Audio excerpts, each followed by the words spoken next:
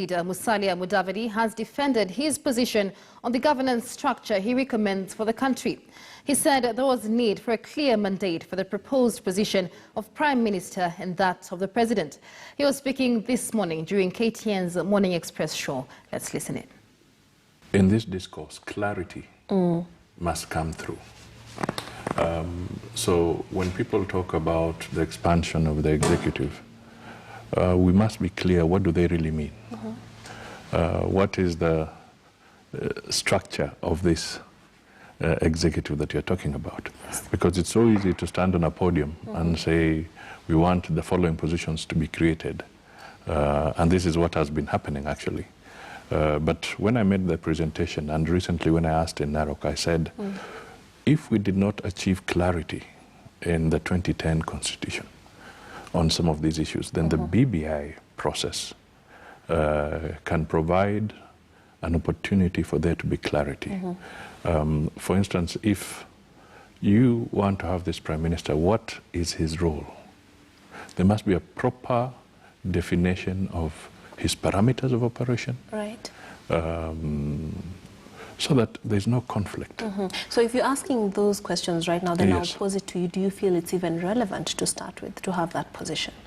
We could have a mixed system, all right? So that it's not necessarily a bloated executive. But what is key is that would we define it properly? Would we make sure that we are not creating multiple centers of power? Yes. And then the bureaucracy becomes clogged and we don't move. For instance, when I was in Narok, I said that when you look at where we are now, people are asking, do you have a president and a deputy president, or do you have co-presidents? All right, because we reached a stage when government was being formed, you would hear that this government is being shared on a 50-50 basis.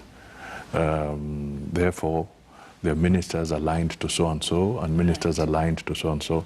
But in reality, a functioning cabinet must have all the ministers loyal to the president. Absolutely. All right? So these are the issues that I say clarity is essential. And I did give a narration. I took people backwards because we had the Grand Coalition government where we were part of. And the genesis of the Grand Coalition government, again, was a contested election. So BBI, again, is the result of a contested election. Sure. All right, so two parameters playing again. Yes. Now, the other one was extremely acrimonious. This one was also acrimonious. But now we ask ourselves that if we want to build a solid nation,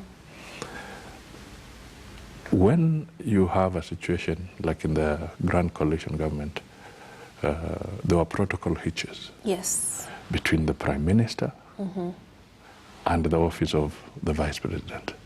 One was occupied by Kalonzo, the other was occupied by Raila.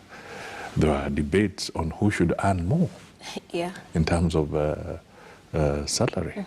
There were debates as to who should be the leader of government business in Parliament. Should it be the Vice President or should it be the Prime Minister? Then we also had a situation where Muthaura was seen as a de facto Prime Minister. So you had a Prime Minister, and then on the other side, Muthaura as head of public service was like another one. And therefore, you would find ministers from different wings of the Grand Coalition government feeling comfortable when they report to so-and-so and so-and-so. Then you'd only meet during the cabinet sessions chaired by Kibaki.